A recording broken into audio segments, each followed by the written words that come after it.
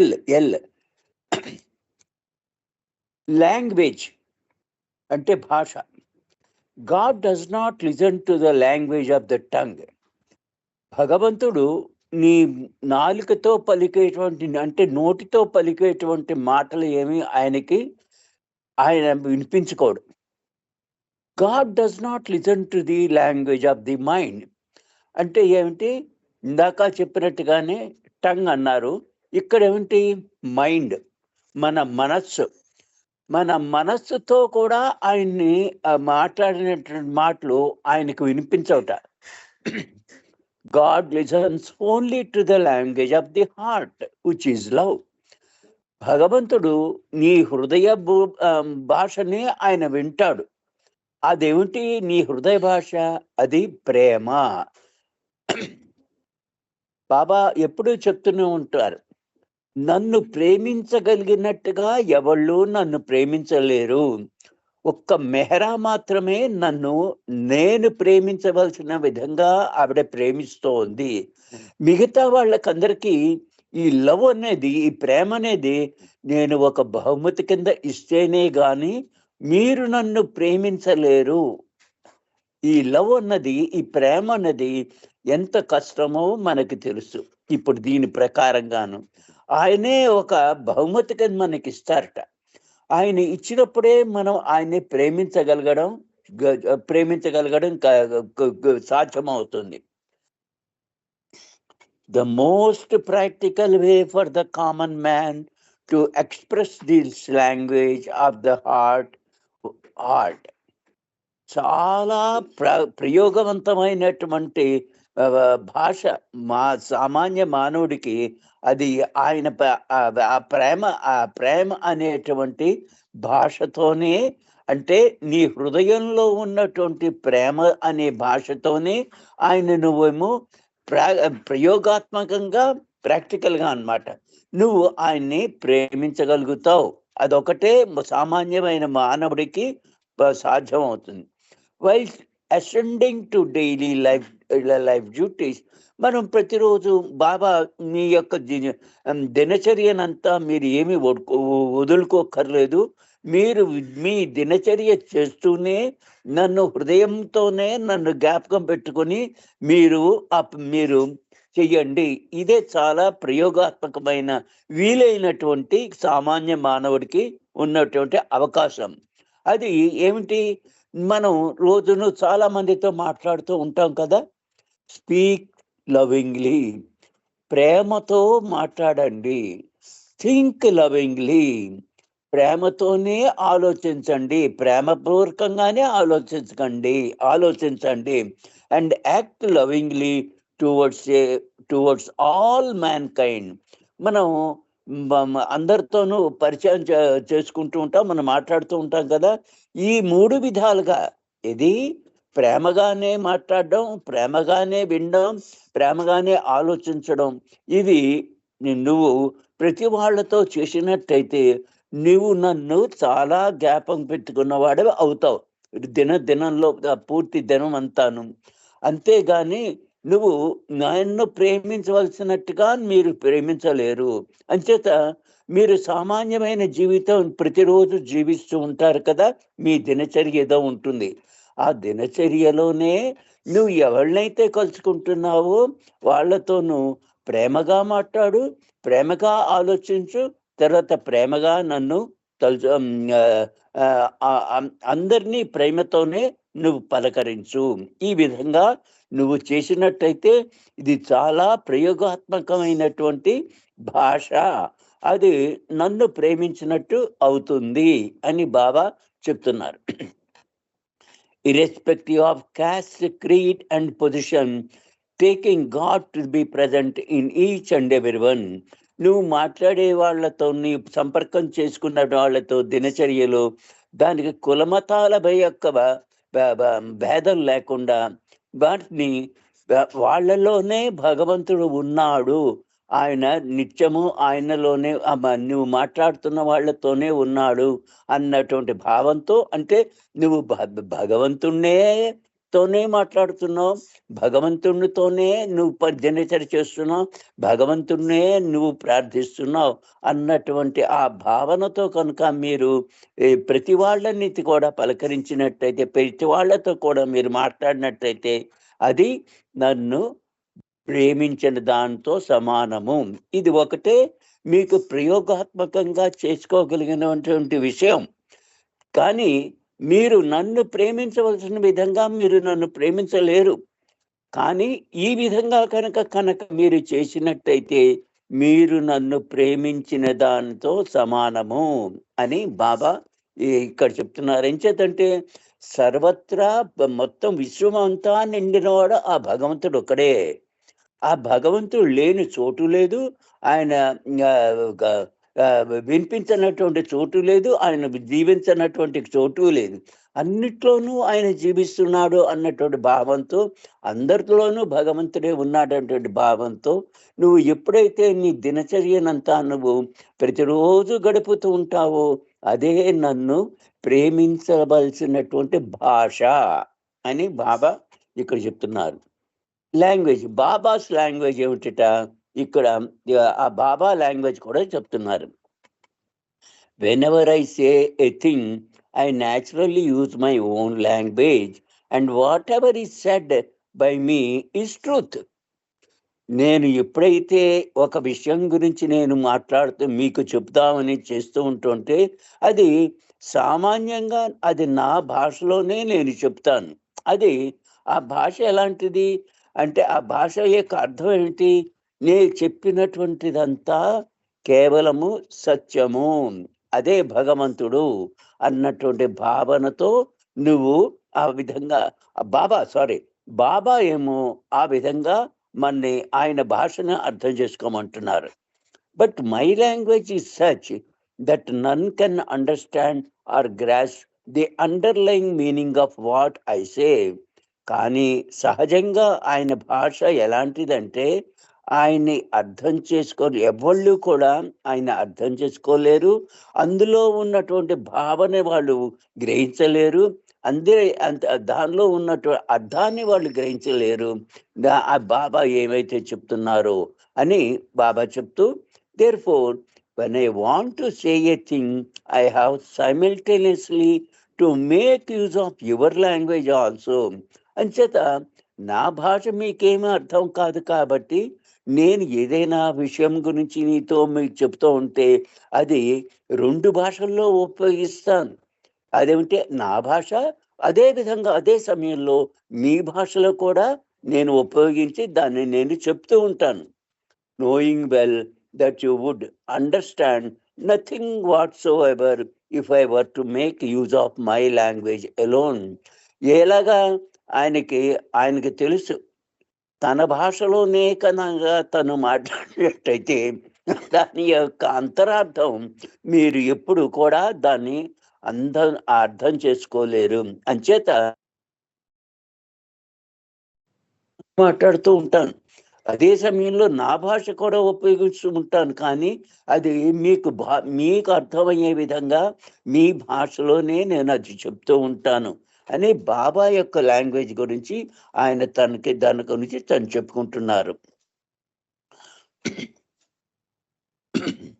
What ever is said by me is in your language you are able to understand and know what is said.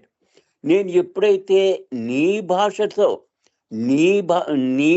నీ language ఉపయోగించి నీ language, ఇక్కడ your అన్నది YOUR అది క్యాపిటల్లో పెట్టారు.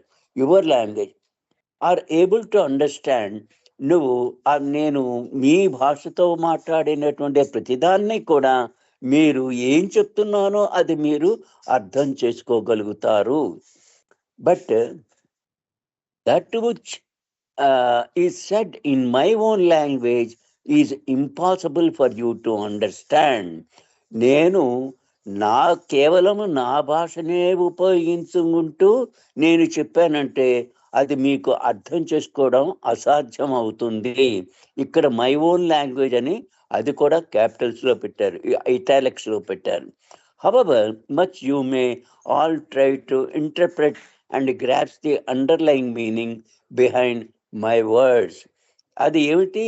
నేను ఎంత మీరు మీ తెలివితేటలు ఉపయోగించి అది దాన్ని ఇంటర్ప్రిట్ చేయగలిగితే చేయడానికి ప్రయత్నం చేసి, అంటే దాన్ని అంతరార్థాన్ని తెలుసుకోవడానికి ప్రయత్నం చేసి, మీరు కనుక గ్రహించుకోగలిగినటువంటి నా మాటల్ని మీరు నా మాటల యొక్క అంతరార్థం, అండర్లైన్ మీనింగ్ అన్నారు, దానిలో ఉన్నటువంటి అర్థాన్ని మీరు దాన్ని అర్థం చేసుకోలేరు, దాన్నేమో ఇంటర్ప్రిట్ చేయలేరు. అంతేకాకుండా దానిలో ఉన్నటువంటి అర్థాన్ని కూడా మీరు అర్థం చేసుకోలేకపోతారు. Only the fulfilment of events can unfold to you. అది నీకు ఏ విధంగా నీకు ఆఖరికి అర్థమవుతుందంటే, మీ జీవితంలో మీరు జీవిస్తున్న జీవితంలో మీరు కొన్ని అనుభవాలు అవి మీకు వ్యక్తమవుతూ ఉంటాయి. అప్పుడు ఓహో, అప్పుడు బాబా చెప్పినటువంటి దానికి యొక్క అర్థం ఇదా అని ఆ ఈవెంట్స్, ఆ సమయాల్లో మీరు దాన్ని ఆ ఈవెంట్స్ యొక్క అర్థాన్ని అప్పుడు మీకు తెలియబడుతూ ఉంటుంది. ఇన్ డ్యూ కోర్స్ అంటే మన జీవితంలో మీరు ఎప్పుడైతే ఒక సందర్భంలో మీరు వెడుతూ ఉంటారో దాని యొక్క అర్థం అప్పుడు మీకు తెలిసిపోతుంది. The meaning of what is said in my own language. అదేమిటి?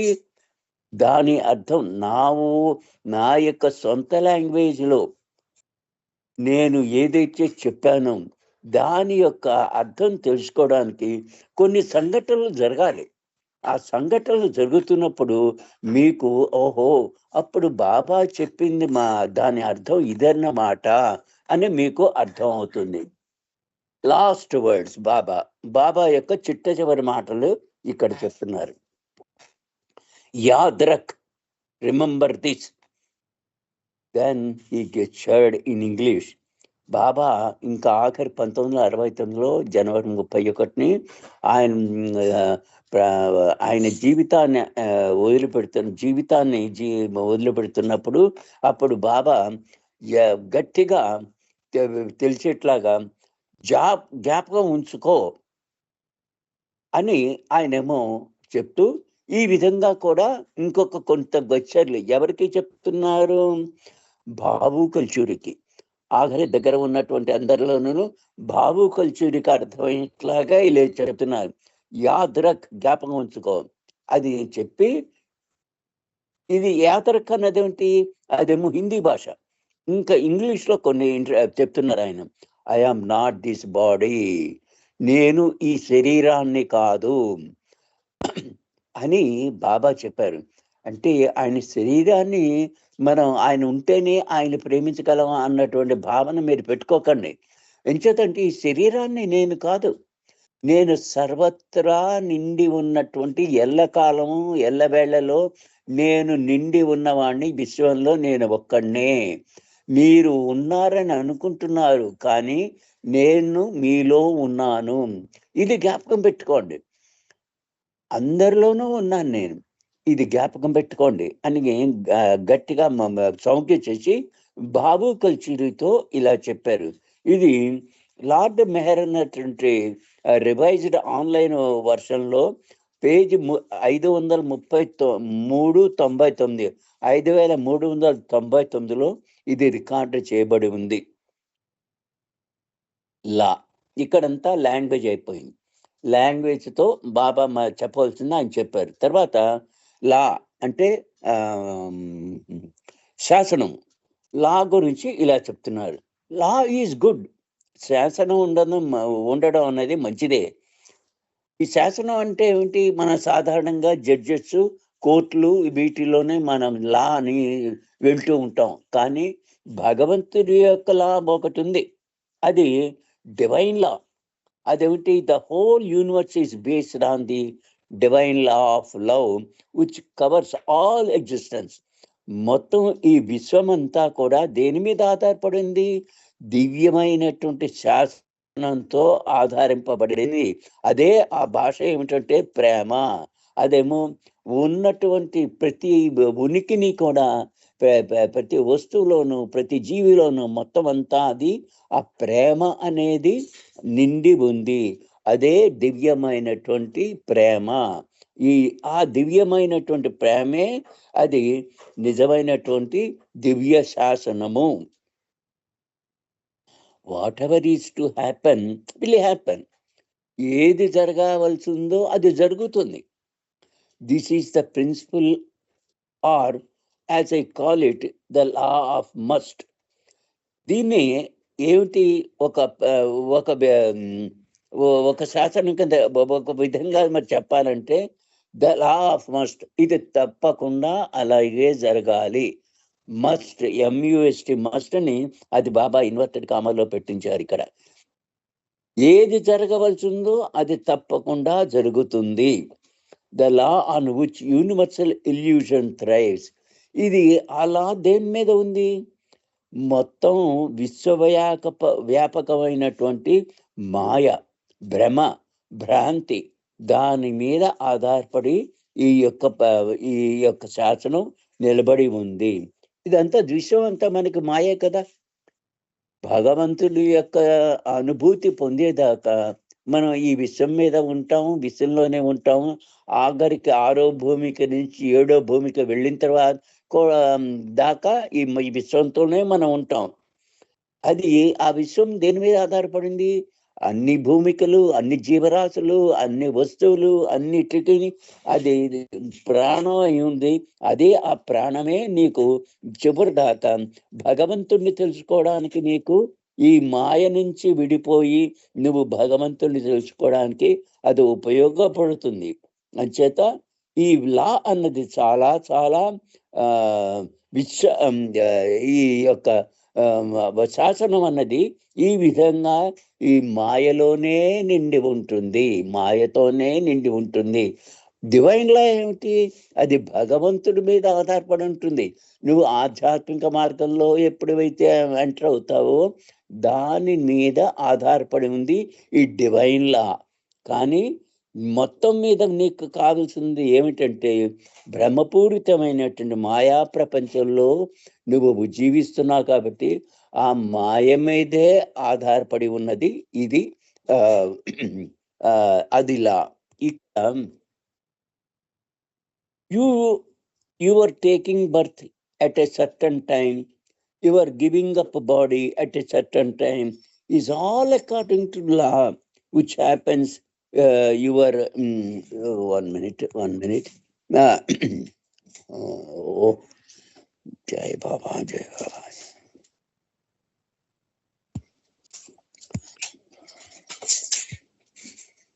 Baba.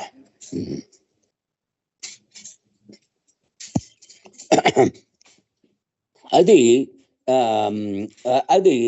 ఈ విశ్వాన్ని ఎలాగా, ఏ విధంగా నువ్వు అందులో పుట్టాలి, ఏ సమయానికి నువ్వు జన్మించాలి, ఏ సమయానికి నువ్వు ఆ జన్మని అంతం చేసుకోవాలి, ఇదంతా కూడా ఈ యొక్క శాసనం మీదే ఆధారపడి ఉంది. నువ్వు చేసేటువంటి పనులు అన్నీ కూడా ఒక శాసన ప్రకారంగానే ఆధారపడి దాని మీద పెడుతోంది. You are not responsible. దానికి నువ్వు ఏమాత్రం బాధ్యుడు కాదు. ఏ విధంగా జరగాలో ఆ విధంగా జరుగుతుంది. లా ఆఫ్ మస్ట్ మాట అది. From childhood to old age you feel the same your self. నువ్వు పుట్టినప్పటి నుంచి నీకు ముసలితనం వచ్చేదాకా అది నువ్వు వచ్చేదాకా నువ్వేమో అదే విధంగా అనుభూతి చెందుతూ ఉంటావు. ఎంచేత నీ శరీరానికి అది దానిలో లేడు, సమయంలో ఆయన ఉన్నాడు. అంచేత నీకు నేను ఈ శరీరాన్ని అనుకోవద్దు అని కూడా బాబా మరీ మరీ చెప్తూ ఉంటాడు. మీరు కూడా మీ శరీరాలు కాదు. ఆ శరీరాలు నన్ను తెలుసుకోవడానికే మీకు ఇవ్వబడి ఉన్నాయి, కానీ ఆ శరీరం మీరు కాదు. ఎంచేతంటే ఏ సమయంలో పుట్టాలో ఆ సమయంలో నువ్వు శరీరం తీసుకుని పుట్టావు. ఏ సమయంలో నువ్వేమో శరీరాన్ని వదిలిపెట్టేయాలి అది కూడా దాని మీద ఆధారపడింది. నీ యొక్క చేతలన్నీ కూడా వాటి ఏ విధంగా కనిపించాలో ఆ విధంగానే నీ శరీరంతో చేస్తూ ఉంటావు. అండ్ దీనికి మీరేమి కారణులు కాదు. దానికి మీ యొక్క ప్రాముఖ్యత ఏం లేదు. రెస్పాన్సిబిలిటీ మీ బాధ్యత ఏం లేదు. అంచేత చిన్నప్పటి నుంచి ముసలితనం వచ్చేదాకా నువ్వు నువ్వు ఒకేలాగా ఉన్నావు. కానీ నువ్వు ఎప్పుడైతే when you look in the mirror you know it. నీలో వచ్చినట్టు మార్పులు, నీ శరీరంలో వచ్చినట్టు మార్పులు నువ్వు ఎప్పుడైతే ఒక అద్దంలో చూసుకుంటావో నిన్ను నువ్వు, అప్పుడు నీకు తెలుసుకుంటావు. And most of time you forget you have got old. చాలా సమయం నేను ముసలివాడిని అయిపోతున్నాను, నేను పెద్దవాడిని అయిపోతున్నాను అన్నటువంటిది నీకేమో నువ్వు తెలుసుకోలేవు. అది నీకు అవగాహన అవ్వదు. The law so established itself, there is no escape. ఈ యొక్క శాసనం ఎలాగ స్థాపించబడిందంటే దానిలోంచి నువ్వు తప్పించుకోలేవు. Law asserts itself as soon as you are born. నువ్వు పుట్టిన వెంటనే మొత్తం ఈ శాసనం నీకు వర్తిస్తుంది. Law's grip is eternal until you go beyond law. ఈ శాసనం యొక్క పట్టు నీ మీద ఎంత ఉంటుందంటే నువ్వు ఎప్పటిదాకా ఆ యొక్క శాసనానికి దాటి నువ్వు వెళ్ళలేవు. అదేమో నువ్వు దాని యొక్క పట్టులోనే ఉంటావు. ఈ శాసనాన్ని దాటి వెళ్ళడం అంటే అది ఇంక ముందర చెప్తున్నారు, దెన్ యు ఆర్ ఫ్రీ. ఎప్పుడైతే ఈ శాసనాన్ని దాటగలిగేటువంటి సమయం ఆసనమైందో అప్పుడు నువ్వేమో స్వతంత్రుడు అయిపోతావు. You must either be good or bad. నువ్వు మంచివాడవైనా అయి ఉండొచ్చు, చెడ్డవాడవైనా అయి ఉండొచ్చు. Be good it pays. అంచేత మంచివాడిగానే ఉండు. ఎంచేతంటే అది నీకు లాభం కలుగుతుంది. అదేమో నీకు మంచిది అన్నది నీకేమో లాభం కలుగుతుంది. Bad makes you mad. నువ్వు కనుక చెడ్డవాడిగా ఉన్నావు అనుకో, నువ్వు పిచ్చివాడవైపోతావు. Good takes you to God. ఈ మంచితనం అనేది భగవంతుడి వైపు నిన్ను తీసుకెడుతుంది. భగవంతుడితో అనుభూతి పొందేటువంటి దానికి తీసుకెడుతుంది. And the best way to become good is to serve others and try to make others happy. మరి మంచివాడి కింద నువ్వు అవ్వడానికి ఏం చేయాలి అంటే మిగతా జనానికేమో నువ్వు సేవ చేస్తూ ఉండు.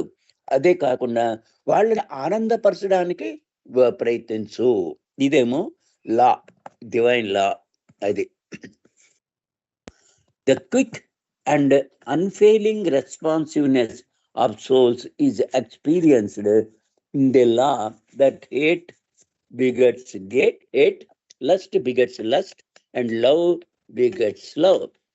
దీని యొక్క ఈ శాసనం యొక్క ఈ ఆత్మల మీద ఎలాగా పట్టు విడవనటువంటి విధానంగా నడిపిస్తుందంటే అది నీ ఆత్మయే అనుభూతి చెందగలుగుతుంది. అది the quick and unfailing responsiveness of souls is experienced in the law that had నీ యొక్క ఆత్మ యొక్క అనుభూతి ఎలా ఉంటుంది? నువ్వు ద్వేషిస్తే ద్వేషించబడతావు. నువ్వు కామంతో ఉన్నట్టయితే కామం వస్తుంది. అదే విధంగా నువ్వు ప్రేమిస్తే నువ్వు కూడా ప్రేమించబడతావు. ఇది law. This law operates not only during a single lifetime but across several lives. మన మానవ జన్మ వచ్చిన తర్వాత 24 లక్షల జన్మలు ఎత్తుతూ ఉంటాడు అని మనం తెలుసుకున్నాం కదా. ఇది ఒక ఒక బ్రతుకులోనే అయిపోదు, ఒక జీవితంలోనే అయిపోదు. ఇది అనేక జీవితాలు, అనేక జన్మలు మానవ రూపంలో ధరించి ఆ వాటిలో నిన్ను ఆ యొక్క నీ ఆత్మని అనుభూతి చెందనిచ్చి ఆ ఆత్మ ప్రకారంగా నువ్వేమో ఆ అనుభూతి వెంటనే క్విక్ అండ్ అన్ఫెయిలింగ్ అన్నారు. నువ్వేం చేస్తావు? అదేమో దాని యొక్క బాధ్యత నీ ఆత్మదే. ఆత్మ మీద భారమన పడుతుంది. ఆ విధంగా ఈ శాసనం నిన్నేమో అనేక అనేక జన్మలు నిన్ను తీసుకొనిచ్చి అదేమో ఆపరేట్ చేయబడుతూ ఉంటుంది, అది చేయబడుతూ ఉంటుంది. Illusion is infinitely vast, yet it is so governed by law. వీరి మాయా భ్రమ ఈ ఈ ప్రపంచంలో ఉన్నవన్నీ కూడా అది ఎంత అనంతమైందంటే అది అది కూడా ఒక ఒక శాసనం మీద గవర్న్ చేయబడుతోంది, అవి చేయబోతోంది. Illusion is infinitely vast and it is governed by law.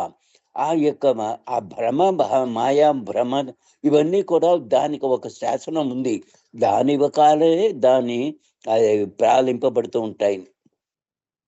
The law of cause and effect. అలా ఆ శాసనం ఏమిటి? కారణము దాని యొక్క ఫలితాలు. లా కాజ్ అండ్ ఎఫెక్ట్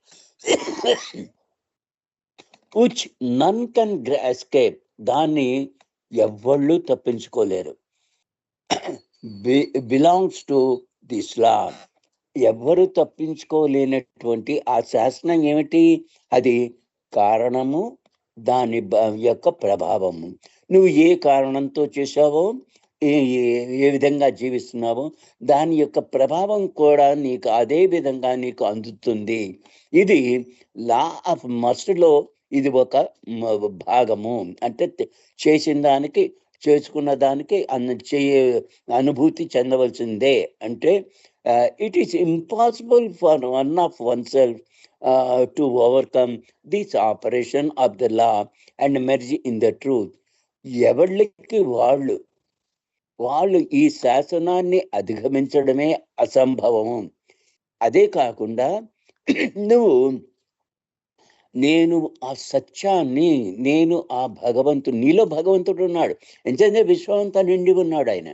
ఆ నీలో ఉన్నటువంటి ఆ భగవంతుని నువ్వు తెలుసుకుని, నేను ఈ శరీరాన్ని కాదు, నేను ఆ పరమాత్మని అన్నటువంటి సత్యాన్ని నువ్వు తెలుసుకుని ఆయనలో లీనమవ్వడానికి ఈ నీ యొక్క జీవితాన్నంతా కూడా తనంతట తానే అది తెలుసుకునేందుకు వీలవుతుంది. కానీ అదేమిటి? ఎవళ్ళ మట్టుకు వాళ్ళు ఆ జీవితాన్ని అర్థం చేసుకుని దాన్ని జీవించి ఆయనలో మట్టుకు చేరడం మట్టుకు చాలా అసంభవం, ఇంపాసిబుల్ అన్నారు. Impossible for one self to overcome the operations. నువ్వు చేసేటువంటి జీవితాన్ని, నువ్వు పొందేటువంటి జీవితాన్ని అంతా నీ అంతలో నువ్వు దాన్నేమో అధిగమించలేవు. అంచేతంటే నువ్వు అధిగమిస్తున్నట్టయితే ఆ అధిగమించడం ద్వారానే నువ్వు ఆ సత్యాన్ని నువ్వు చేరుకోలేవు. మరి ఎలాగయ్యా ఇంపాసిబుల్ అంటే? Only those who are one with God can take you beyond the bound of the law bounds of the law and give you the experience of freedom. ఎవరైతే ఇంతకు ముందరే ఆ యొక్క ఆ భావన వాళ్ళేమో ఆ స్థితికి చేరుకోగలుగుతారో అంటే సద్గురువులు, అవతారుడు. ఎవరైతే ఆ స్థితికి చేసుకుని నేను భగవంతునని తెలుసుకుని వాళ్ళు జీవిస్తున్నారో వాళ్ళే నీ యొక్క ఈ శాసనం యొక్క బౌండరీస్ అది దాటి నేనేమో నువ్వు స్వతంత్రుడు అయ్యేట్లాగా, ఫ్రీడమ్ అని ఇక్కడ క్యాపిటల్లో పెట్టారు, ఎఫ్ క్యాపిటల్. ఆ యొక్క నేను భగవంతుణ్ణి అన్నటువంటి అనుభూతి చెందేట్లాగా ఈ శాసనం నిన్ను నడిపిస్తుంది. Which is the law of truth. అదే దాన్నేమో విచ్ ఈస్ ద ట్రూత్, అదే దాన్నేమో సత్యము అంటారు. Among the supervening orders in the spiritual panorama there is one important factor which transcends and controls all laws. మొత్తానికి ఈ యొక్క జీవితాన్ని ఒక ఆధ్యాత్మికమైనటువంటి పెనోరమా దృశ్యానికి అది రావడానికి నీకు ఒక ముఖ్యమైనటువంటి ఒక విషయం ఉంది. ఫ్యాక్టర్ ఉంది. అదేమిటంటే అది అది మొత్తం శాసనాలన్నిటినీ కూడా దాన్ని ఆధీనంలో పెట్టుకోగలదు. ఆ శాసనం ఏమిటంటే including the super natural loss. అదే కాదు, ఆధ్యాత్మిక పైన అంటే అతీంద్రియమైనటువంటి ఆ శాసనాన్ని కూడా దాటగలిగినటువంటిది ఒకటే ఒకటి ఆ లా ఉంటుందంటే ద లా ఆఫ్ కర్మ. దాన్ని కర్మ సిద్ధాంతము అంటారు. That factor is divine grace. అదే which is beyond all laws. ఆ యొక్క విషయం ఏమిటి? భగవంతుడి యొక్క కృప. లా ఆఫ్ కర్మ అనే దాన్ని నువ్వేమో భగవంతుడి యొక్క కృపని కనుక నువ్వు వచ్చినట్టయితే అదేమో ఆ భగవంతుడి యొక్క కృప ఏంటి? ఏ శాసనానికి అది అడ్డు రాదు. భగవంతుడి కనుక కృప చూపిస్తే ఏ శాసనం కానీ దాన్ని అడ్డుకోలేదు. ఈ లా ఆఫ్ కర్మని నిన్ను దాటించేటువంటిది ఏమిటంటే ఆ భగవంతుడి యొక్క కృప. ఆయన ఎవరైతే దాన్నిటి విధాన్ని దాటారో ఆయన యొక్క కృప వల్ల నువ్వు దాటగలవు. అవతార్ మెహర్ బాబా జై. జై బాబా అండి. శర్మ గారు ఇక్కడ జై ఆపేస్తాను. మెహర్ బాబా అండి. జై మెహర్ బాబా. జై బాబా. అవతార్